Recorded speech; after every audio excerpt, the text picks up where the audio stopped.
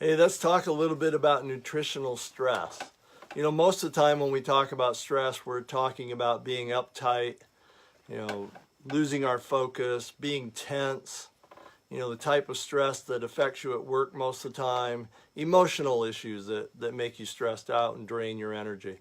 But there's another type of stress that we often overlook, and it's called nutritional stress, meaning that your body doesn't have the nutrients that it needs to run all its processes and keep you healthy.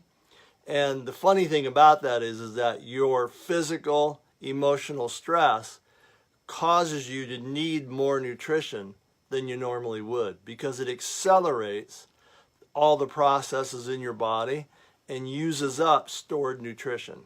Think of it as kind of like the accelerator on your car is set too high and you're burning fuel at an unusual rate, at a rate that really you don't get much out of it. But that's what happens when you're in emotional situations and you burn up your energy. So nutritional stress long term leads to things that could be called medical conditions, because your body is missing nutrition for so long, it starts to adapt and starts to try to figure out how to run without this nutrition, and you're suffering. But because you're young, you're in your 20s or 30s, you don't really notice it. But boy, it catches up to you when you hit 50 and as you get older. And a lot of it catches up with people as memory problems or chronic disease. All these things are related most often to a lack of energy and a lack of nutrients over a long period of time. A great example, this week, I say it maybe it was a week, 10 days ago, I suggested to a friend that he try taking a tablespoon of fish oil 3 times a day. So he did it, and after 3 days, he was so excited about it because he says it feels like his OCD disappeared.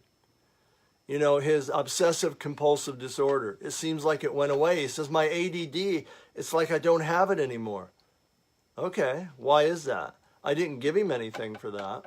What I gave him was something, fish oil, that has a high quality and quantity of something called DHA, which is an essential omega-3 fatty acid. And it turns out his brain was just missing that.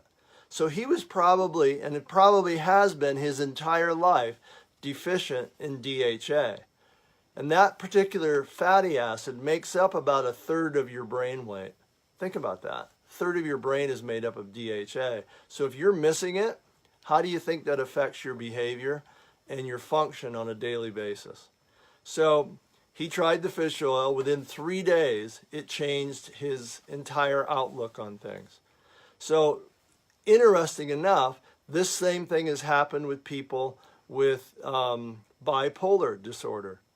In fact, this is where I read about it 6-7 years ago, where somebody that was put into a study for fish oil, omega-3 fatty acids, she was bipolar, but she entered the study because a friend of hers needed a body, right? So she got into the study and found that within 3 weeks, she didn't need her medication because she really wasn't bipolar. She found out that she was just extremely deficient in omega-3 fatty acids.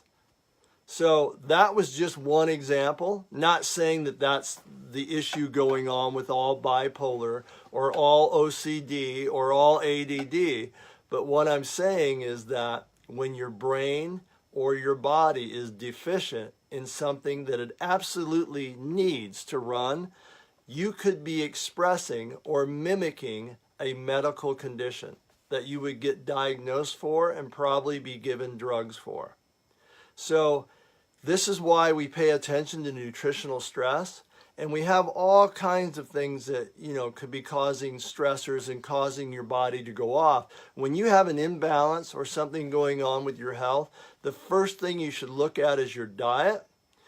You should look at your nutrition, what it's related to, and look at your stress levels. Stress levels means that your nutritional deficiencies will become worse. And not having nutrition means that your stress will become worse. So look first to nutrition and the food you're eating and see what you can do to bring yourself back up to par that way before you give in to just getting a medication to correct some symptom that you have. Most symptoms are really related to some sort of deficiency or something you're actually missing in your diet or in your nutritional plan.